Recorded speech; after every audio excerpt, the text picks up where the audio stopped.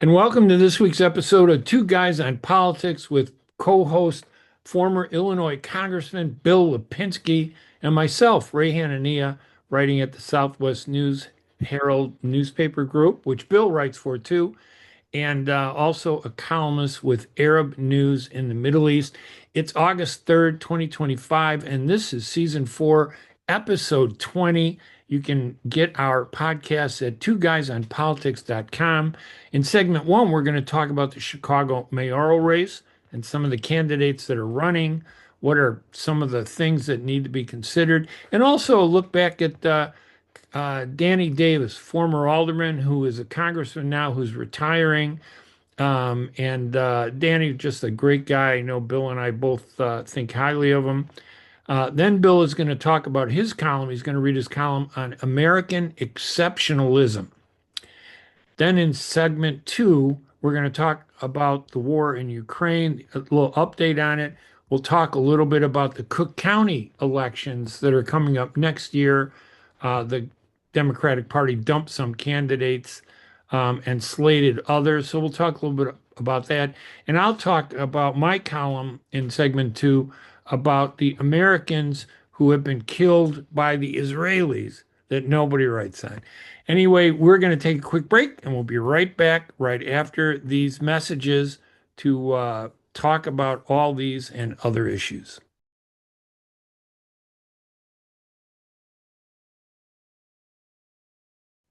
And welcome back to Two Guys on Politics. I'm Ray Hanania.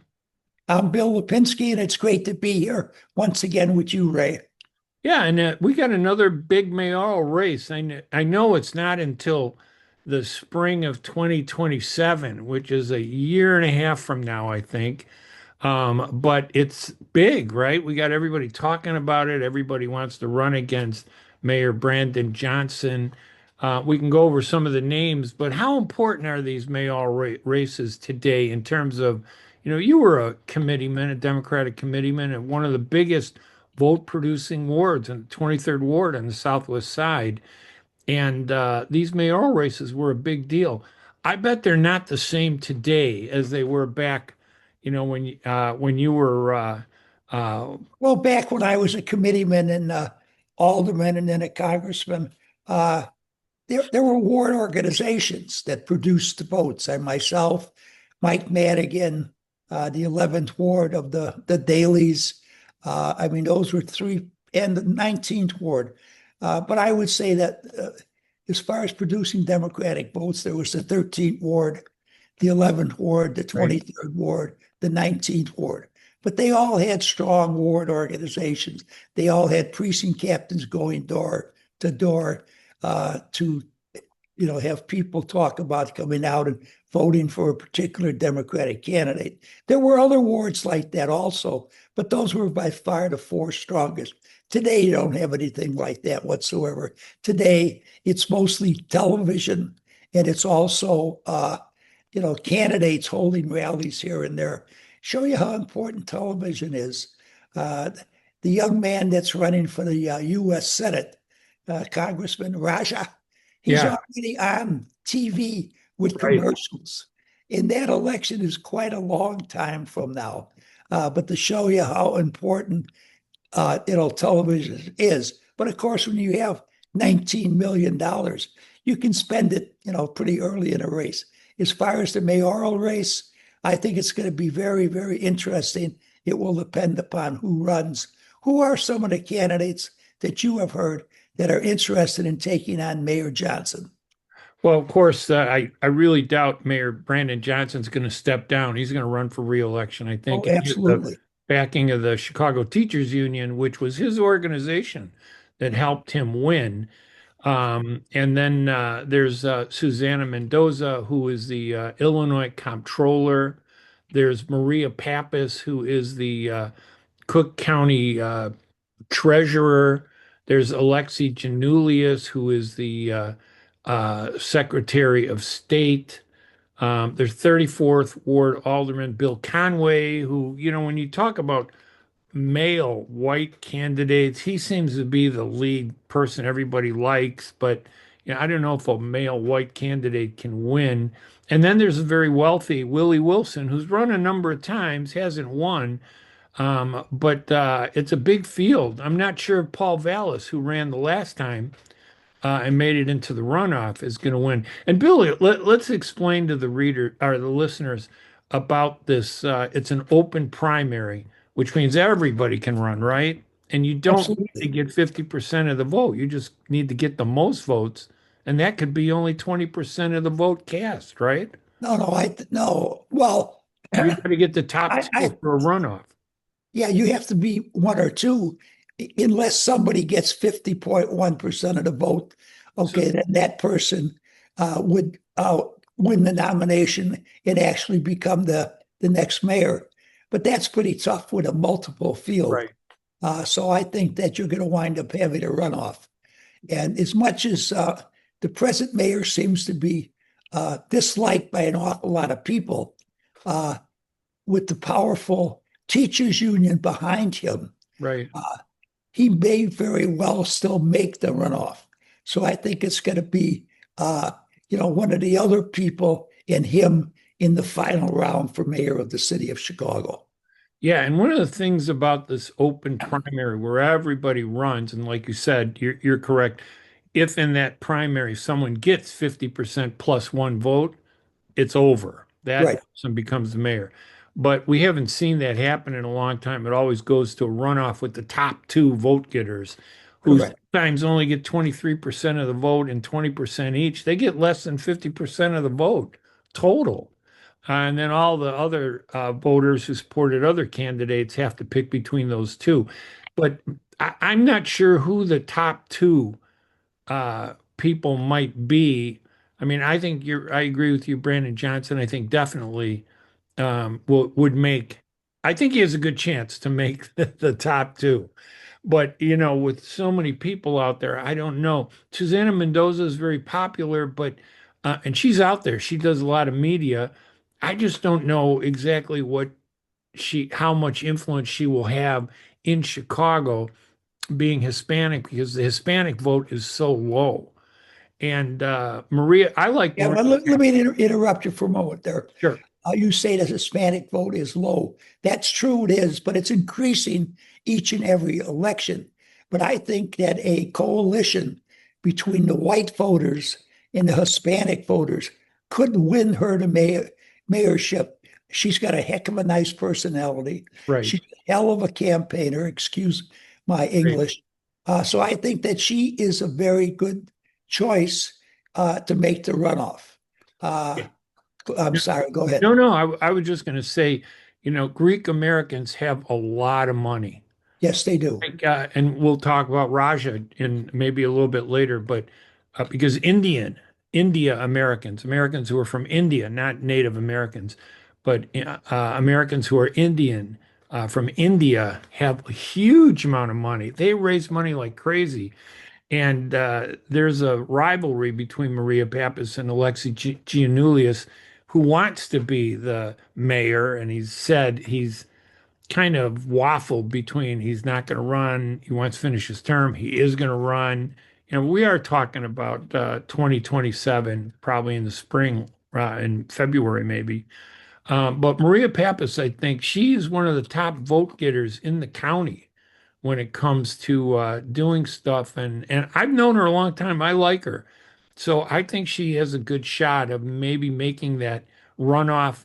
But it all comes down to money, doesn't it? In that first round, that open primary. To a great degree, there's no question about it.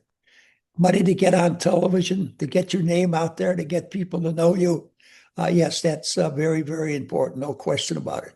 I'll tell you, if he is the only white candidate, Right. that Bill Conway Right. has an awful lot of money in his family. And I think he used it very well to win the spot that he has at the present time on the city council. I think that he would have a good chance if he's the only white candidate. That there's multiple white candidates, impossible for him to win. Yeah, and that would, when you look at the field, it would be Brandon Johnson and Willie Wilson would be African American, but they'd throw Susanna Mendoza in the white category, even though she's Hispanic, I think. Absolutely. And then you got Maria Pappas, Alexi Janulius, and Bill Conway, as you point out. And Conway has a lot of money, very popular. So yeah, it's going to be an interesting race, and I think it'll come down to either having the most money and identifying with a good issue that resonates with voters. I mean, Well, do you think that the candidates have to really connect with voters to win an election on an issue, or do you think it's just about the money and the organization, the people well, that, I think that in this particular election, quite frankly, it will be between the person who the Chicago Teachers Union supports, and that's Johnson. Okay. I yeah, think they'll have enough muscle to get into the runoff. And then I think it will be an individual who most people believe will put up the best fight against him. Because if you're not with him, you are definitely against him because right, you're not happy with the things that have gone on in the city of Chicago since he has been mayor. Uh, Willie Wilson, to me, is an excellent candidate. He has money. He has only one problem: the way he talks. His right. voice turns people off. I know that's a very shallow thing to say, and it's not a very nice thing to say about people, but I think that Willie would have been elected, before if his voice wasn't the way it is. It just turns people off. My choice, I shouldn't say my choice, but the person I think who will wind up getting in the runoff is going to be uh, Susana Mendoza. That's who I think is going to be there. I think it'll be a combination about white votes and Hispanic votes. And once again, I hate to talk about on racial lines, but Right. that's what it comes down to.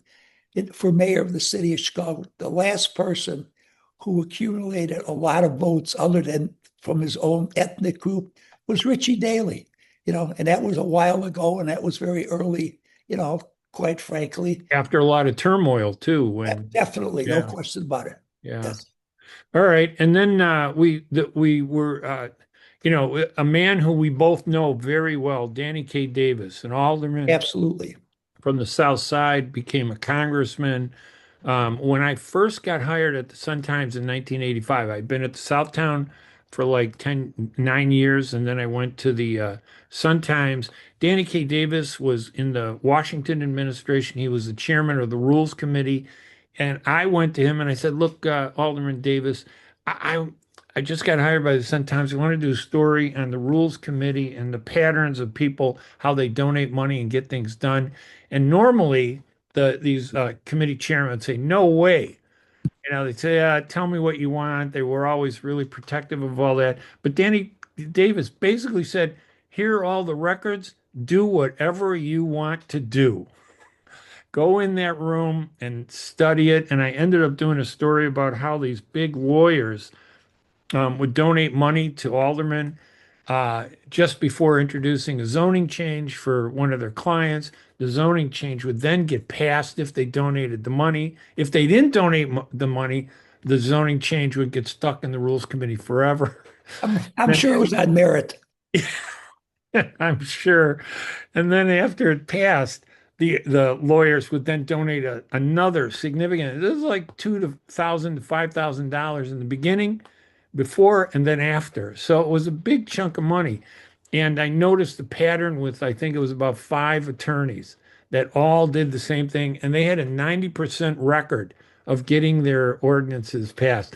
But if it wasn't for Danny K. Davis saying the public deserves to know what's going on here, I never would have been able to get into those records, which were always secretive, with the Rules Committee. They were not public. But you knew Danny Davis too, both as an alderman and a congressman, correct?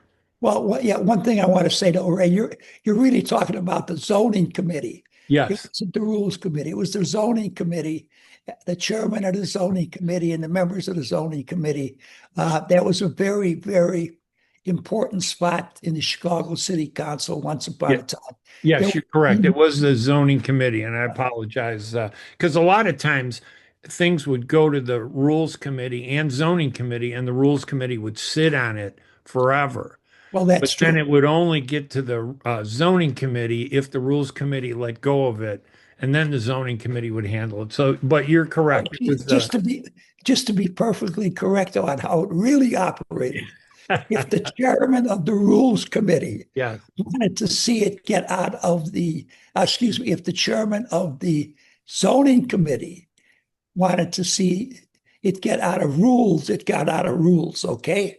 okay. So if they really wanted it, but Yes, it wasn't until Danny Davis became the chairman of the zoning committee that those zoning records were finally opened, and you could see everything and see exactly what was going on. And it was an eye opener. It was a front page series that I wrote for the Sun Times for 3 days. It went on, and it was really interesting.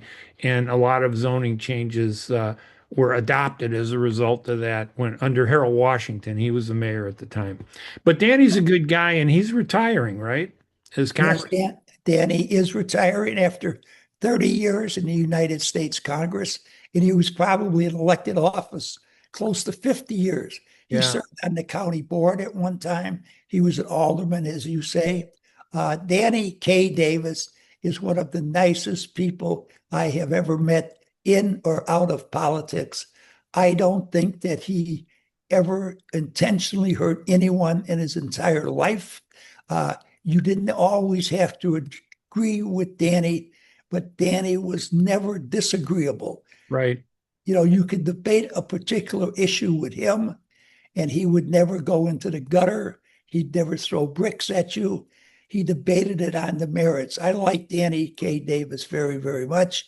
He was on a lot of legislation in the city council, in a lot of legislation in Congress. And believe me, people in Congress will miss his friendship, his ideas, and the hard work that he did while he was in Congress. Yeah, and I agree. I have to say I knew many aldermen, including you. You were always a great alderman, by the way, for the Southwest Side and the city. And Danny K. Davis, I think he was African American who rose up above the racial politics and really just addressed the issues. You could talk to him. He was very moral. He was very honest. I absolutely have the same opinion of him that you do. Just a great guy. And it's too bad that there aren't more like him in politics because we might have a different world, especially today. So, Absolutely. Ray, I'd like to say one thing about the zoning that sure. you helped clean Yep. up. My two predecessors as alderman of the 23rd Ward in the city of Chicago both went to jail because of zoning issues. Wow. Well, Wow. I wanted to make sure that we could get that cleaned up. So when I was running for alderman, and I campaigned on one of the issues in my campaign was the problem with zoning. And I said that I would establish a local ward zoning board. And there were 5 different civic organizations that made up the 23rd Ward. And I said that they should pick 2 individuals from their organization to serve on the 23rd Ward Zoning Council. And I carried through with that when I was elected. And I am very proud to say that any zoning change that occurred in the 23rd Ward was approved by this ward council. Now, I said I would never veto anything unless they decided they were going to zone some property from single family residence up to a multiple, Right. building. Fortunately, it only happened one time, and I'll be truthful with you. I vetoed it because I thought it was very inappropriate to go from single family residence to building a building that would have 8 different apartment buildings in it. But that was a very important issue, and I would have liked to have seen more members of the city council take up what I did in the 23rd Ward with this local ward zoning board.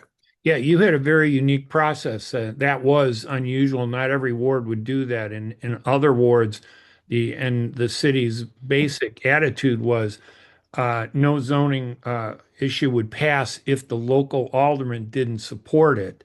That seemed to be the only rule in zoning. In yours, however, you wanted to make sure that you had a majority of the leadership in your ward supporting the zoning changes, and zoning impacts everybody. So it was one of those committees that didn't always get the headlines, but had huge impact on the residents. Now, Bill, Certainly, your column this week is on American exceptionalism. So why don't we go ahead and do that? And we'll talk a little bit about that before we take our first break. all right. Thank you very much, Ray. Excuse me. American exceptionalism, reality or myth? I believe it is reality and has been since the days of the Puritans. Regrettably, it is under attack once again by the ill-educated elitists from our universities. Those Americans that are always anti-America because of their many perceived injustices that they suffered at the hands of their fellow American citizens and the American Republic.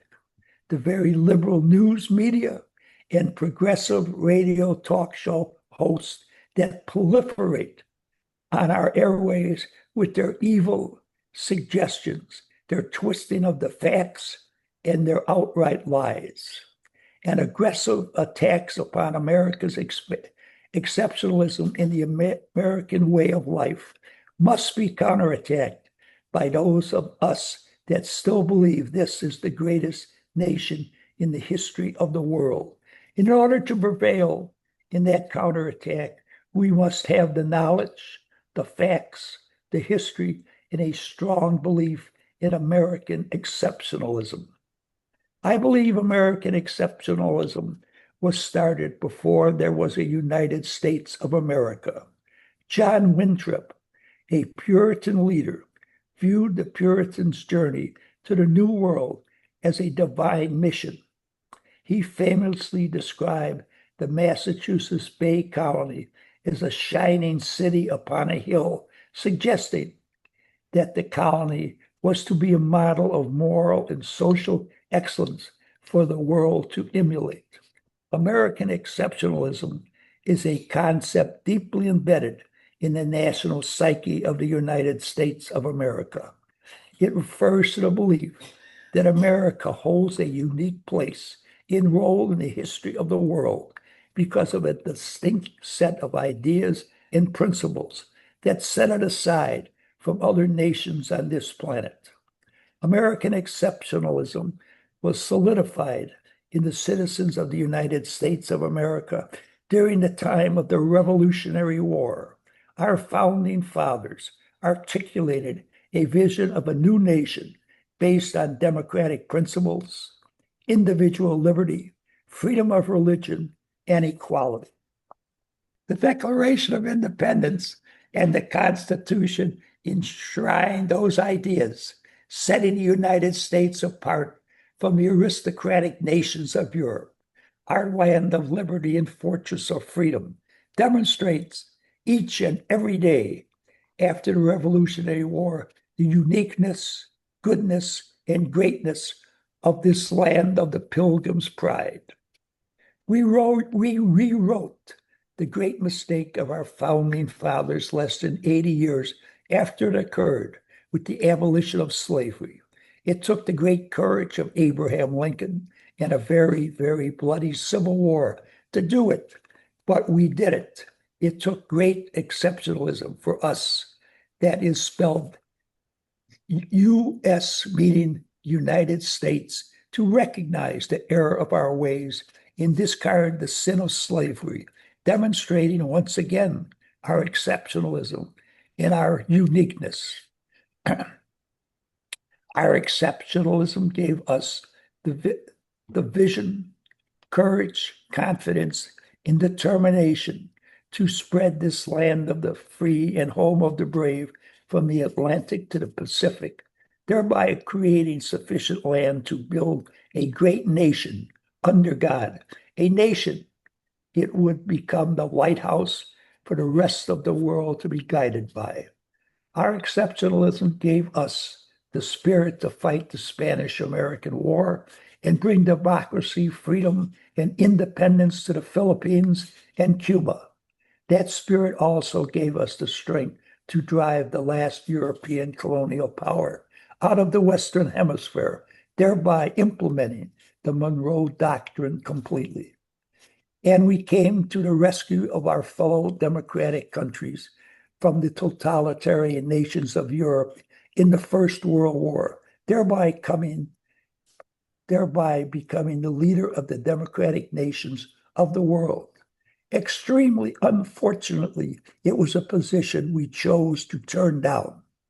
I am afraid to say that if we had accepted that position, there may not have been a Second World War.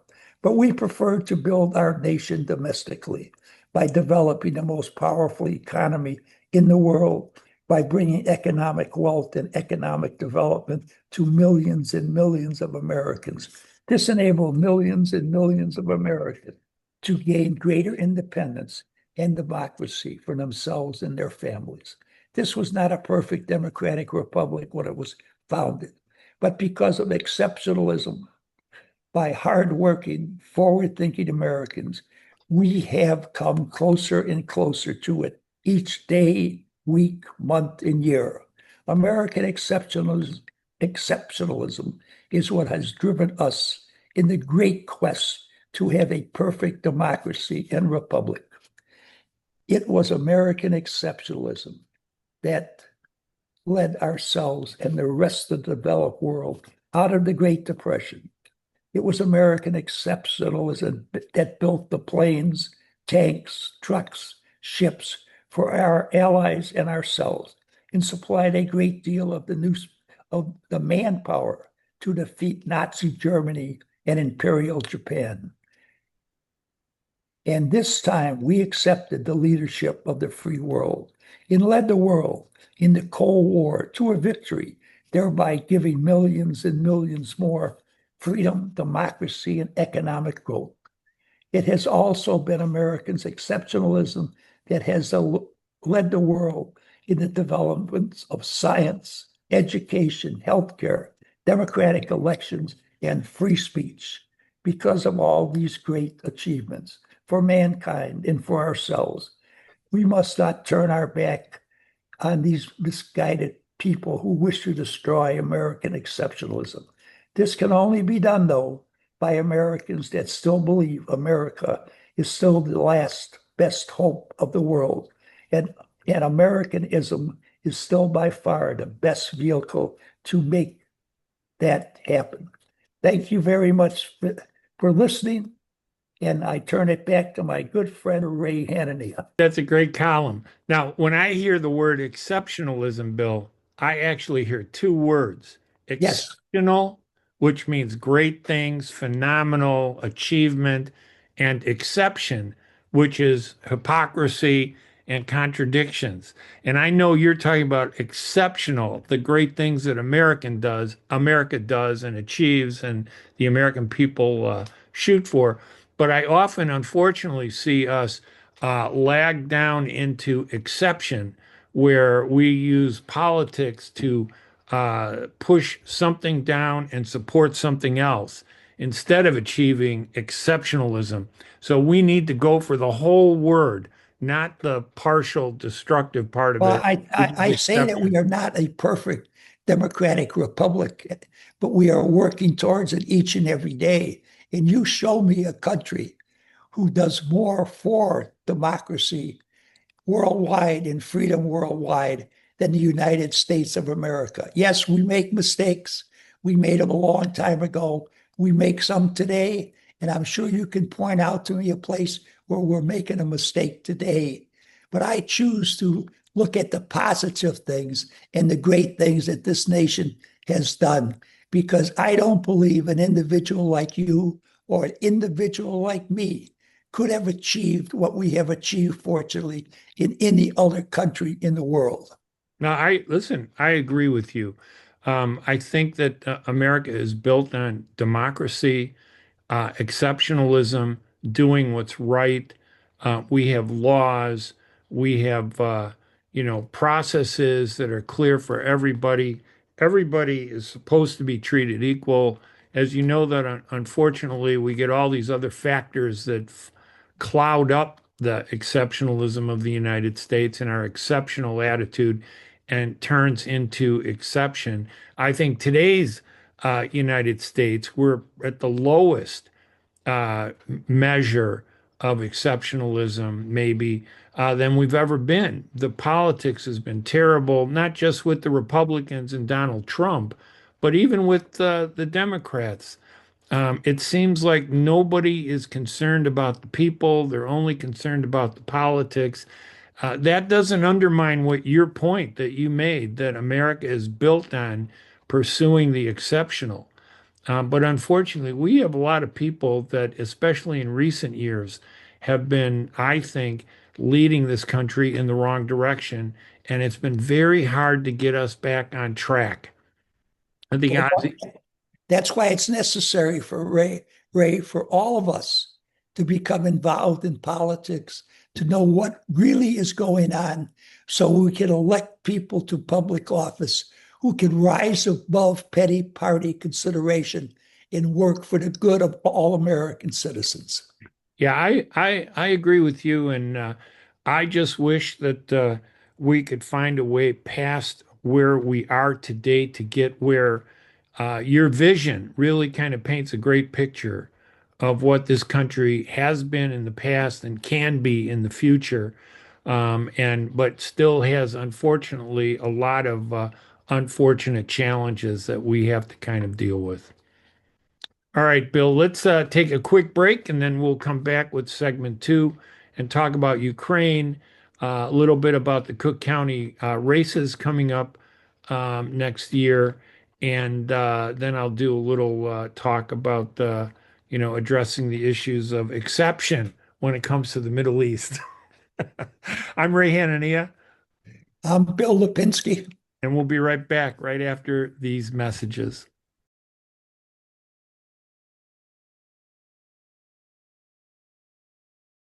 And welcome back to Two Guys on Politics. I'm Ray Hanania. I'm Bill Lipinski. And this segment, we're going to talk a little bit about Ukraine, which I think I read someplace where it's 1,256 days of war that this Ukraine war has been going on. And that's 3.5 years almost, 3.5, years. And it just is disturbing to me, the tragedy, the back and forth from our leadership. And I even hate to use the word leadership because I don't think anybody's really been leading this country in addressing the Ukraine war. This war should have been ended a long time ago. And I think it reflects a weakness in our country that's perceived. I'm not saying it's a real weakness, but that the Russians and Putin's communist evildoers perceive in us. They see us as being weak because we haven't done anything. It's probably the weakest we've been in confronting, the threat of the cancerous threat of communism in a long time. Well, Ray, I could say to you, is that war still going on?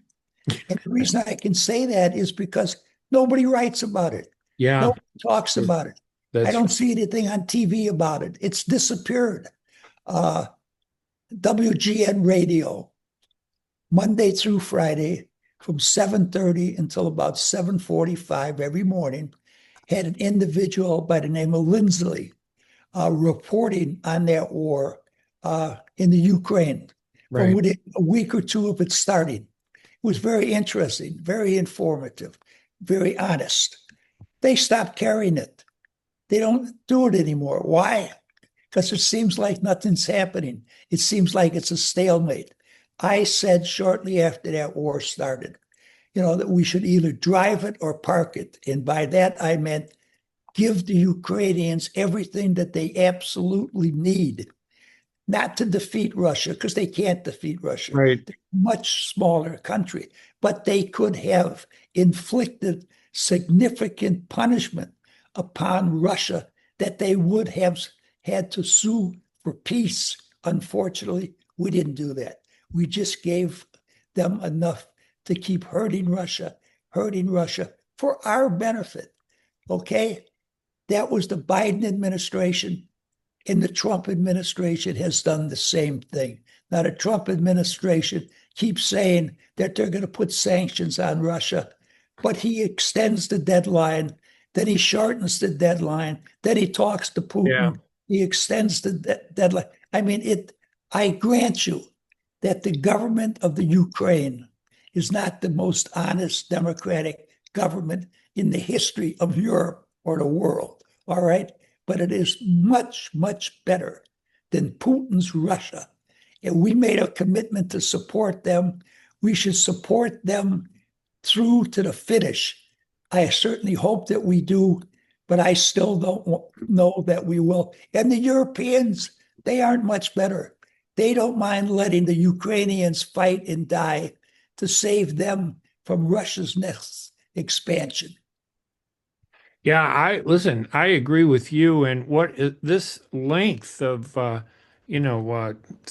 1,300 days, near, almost 3.5 years, it's terrible because it creates, it fuels extremism. And I think we saw this, I think it was the comments of, was it Dmitry Medvedev? He had a former He's, puppet he president of Russia. Right. And Putin was president for 6 years, I guess, and then Medved was the president for 6 years, and Putin came back. But Right. really, Putin controlled that guy. He was just Absolutely. a seat warmer for Putin. They don't have anything like the democracy. I think he's the deputy chairman of the Security Council of the Russian Federation, and he made some comments about, we're a nuclear power, almost like he was threatening us with nuclear war. And us, he didn't say that about Ukraine. He was talking about the United States. And it kind of bothered me because, this is the problem with these wars that don't end. They go on like numbingly, just continuing with ups and downs. You win here, you lose here, you win here, you lose here. Some crazy person will do something just out of the blue. And, the fear of nuclear weapons. And then Trump ordered his nuclear submarines. I'm not sure if he understood whether he was sending nuclear powered submarines or nuclear armed submarines into the region. Right. But That's a terrible thing to say about the supposed leader of the free world. But unfortunately, I agree with you. yeah, I mean, but the word nuclear doesn't matter what he meant. The fact that they've interjected into this dialogue, the word nuclear is a little frightening because we don't know the craziness that can happen that in the past was stopped because despite Khrushchev and Kennedy, Khrushchev's extremism and Kennedy, we almost got to the brink of a nuclear war, at that point when Kennedy was president. And reason overcame both of them and they stopped it. They both realized it wasn't good.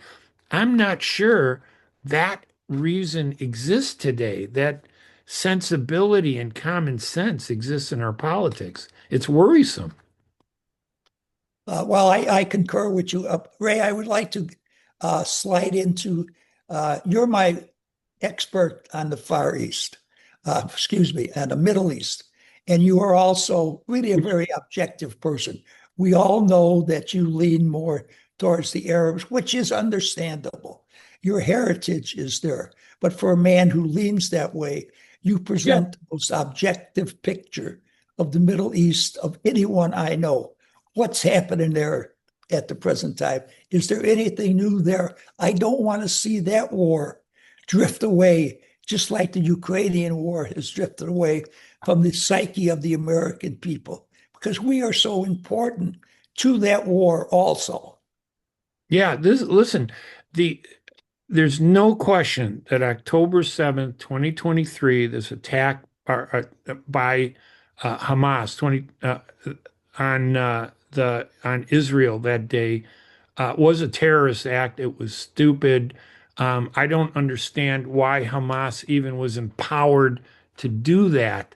What right did they have? The Palestinians have their own government, even though it's subjugated by the Israelis. They still had a process, and Hamas just did what it wanted to do, and killed something like 1,200 Israelis. Most of them, by the way, were soldiers who were at this event, but still, it was unprovoked at that level. There were conflict between the two, the Israelis and the Palestinians. They were going back and forth. There was some violence, but it was at a much lower level, and that could have been dealt with. That October 7th attack by Hamas opened the floodgates and gave Netanyahu, who is really one of the most extremist leaders Israel has ever had. I disagreed with Yitzhak Rabin, but Yitzhak Rabin, the former prime minister who made a peace accord with Yasser Arafat, the leader of the Palestinian Liberation Organization, he had common sense, and he said the goal is peace. The goal is to try to end the conflict. He made a peace deal. I was lucky. I was at the White House uh, peace signing ceremony in October 1993, I believe it was, and I got to meet Rabin. And also, I knew Arafat. I had met him many times. And I really believed he was secular, not religious. And a secular Arab can compromise. A religious Arab, in my opinion, can't. And that's what Hamas is. There's no compromise with Hamas. It's a terrorist organization. But Netanyahu is run by the religious organizations in Israel. He cannot compromise. They want total destruction. And since that attack, the Israelis have killed more than 60,000. And I really believe that 60,000 number is way low because we're not getting both sides of the story from that conflict. The Israelis are much better at public relations, communications, and propaganda. The Arabs are completely stumbling, have no idea how to communicate what's happening. So I really believe that number is higher. This conflict is much like Ukraine. It just keeps on going. And the only time you hear about it is when some dramatic incident occurs where 20 or 30 Palestinian children are killed at a food site run by the United States and Israel. Um, that solution is distant. I'm very worried that that is going to drag us into a conflict more than the Ukrainians.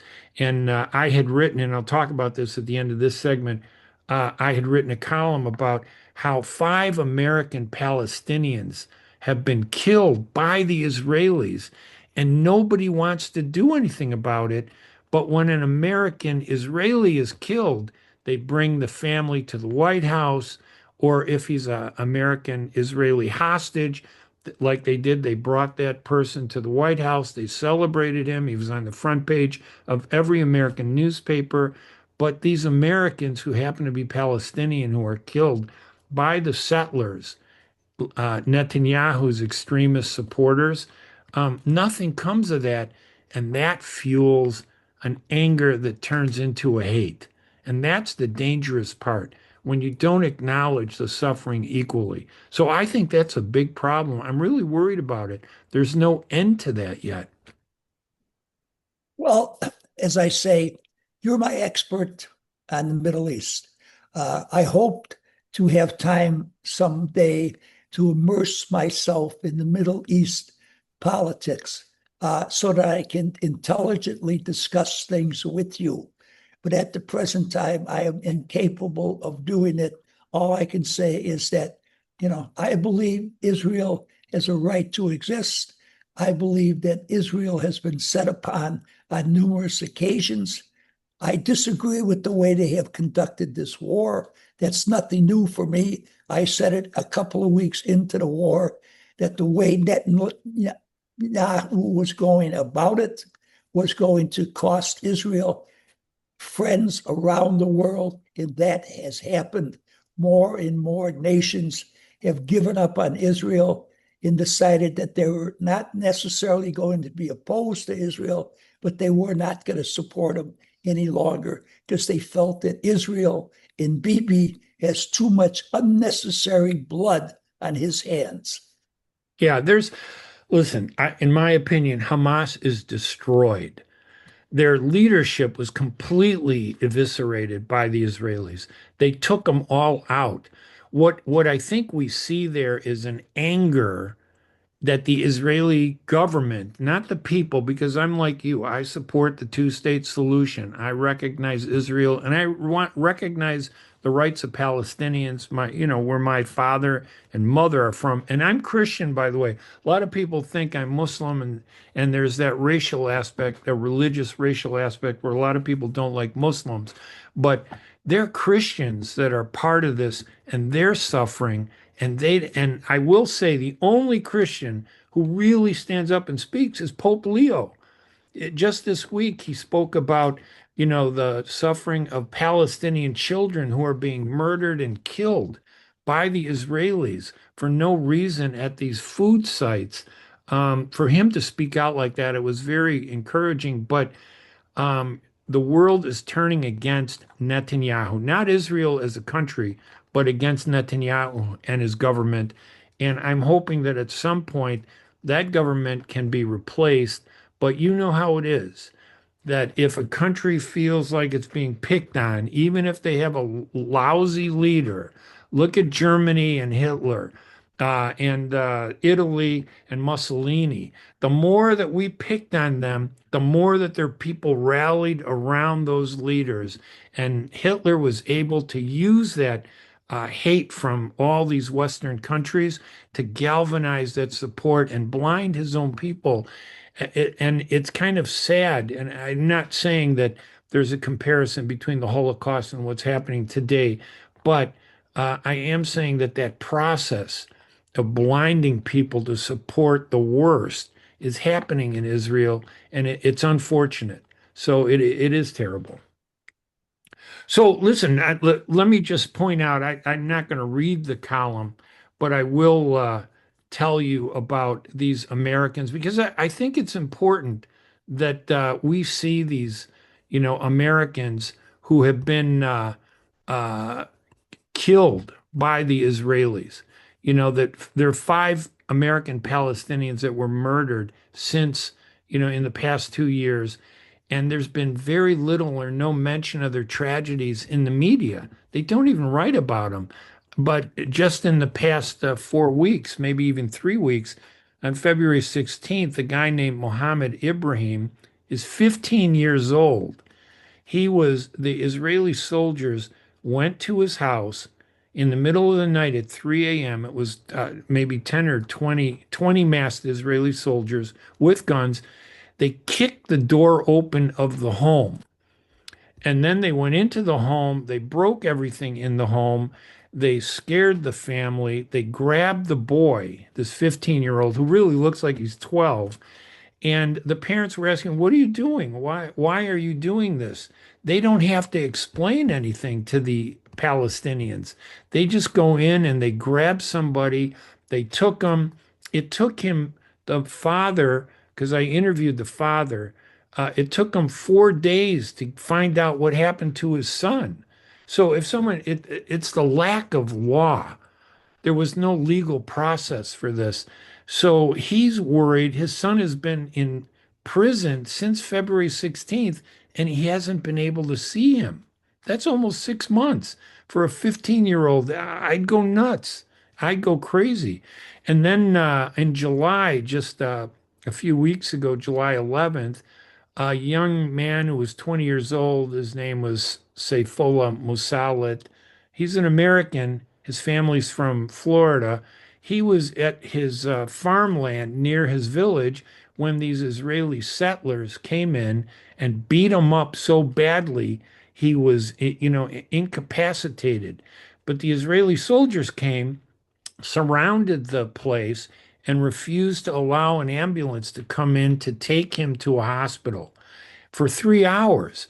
When they finally allowed the ambulance to come in, and I spoke to the family and the brother and everything, they got this young man who was 20 years old who ran an ice cream shop in Tampa, Florida, for years for his family. They got him to the ambulance. He died in the ambulance as it was leaving. He couldn't survive. Had they allowed them to take him sooner, he would have survived. And then just about 10 or 15 days later, there was a American family that had moved from Chicago to the West Bank. The guy's name is Khamis Ayad. He's 40 years old. The settlers, in the middle of the night, burned property, burned farms, and burned cars. And this guy, Mr. Ayad, went out into a home where he heard some screaming to try to save the family, and he died from smoke inhalation. The worst part about all this, obviously, the death is the worst part, but the even worse is nobody writes about these Americans. And I'm not saying, all Israelis are bad and this, Israel should be destroyed, but I am saying that when an American is attacked and killed, we should step in and defend that American, regardless of what their race, religion, or nationality is. These are Americans. We should speak up for them. And Well, I would believe me, like to, have you heard about any of these cases? I was just going to say to you, I have not heard anything about any of these individuals Right. whatsoever. I blame the American news media I for do too. that. I also say I am a supporter of Israel. So I would like to have the knowledge about these incidents. So if there is anything to defend the Israelis, I would be capable of doing so. But Right. I didn't hear anything about these Right. things. I could not read up on anything that the Israelis might say in their defense. So all I can do is listen to you, believe what you're telling me, and say it is a terrible, terrible thing that something like this occurs. And I hope that if we're going to have further discussions on the Middle East, that I will be in a position to look at it as objectively as you do and perhaps debate you on some of the points that you make, because we both will be relying upon reports from other people, Yes. because neither one of us are in the Middle East. Okay. Right. So, and we have to find people who we can trust. If I can do that, then I can debate you. I cannot debate you on any of this stuff at the present time. Yes, and I listen. Your opinion, I respect it tremendously. And you know me. I always tried to present a very centrist, moderate approach to the Middle Absolutely. East. I really don't support the extremists. I don't support Hamas, but I do understand how the perception is imbalanced in this conflict. And if people are interested in these stories, they can go to hanania.com and read the stories. I did interview the families. Nobody interviewed them from the U.S. media. I think maybe ABC did one small story about the most recent killing of the Chicago guy, but it's not enough. Anyway, Bill, we are at the end of our time here, and we want to thank everybody. And remember, they can go to twoguysonpolitics.com. I'm Ray Hanania. I'm Bill Lipinski, a fellow American. Have a great week. Have a great week, everybody. Thank you for listening. Bye bye.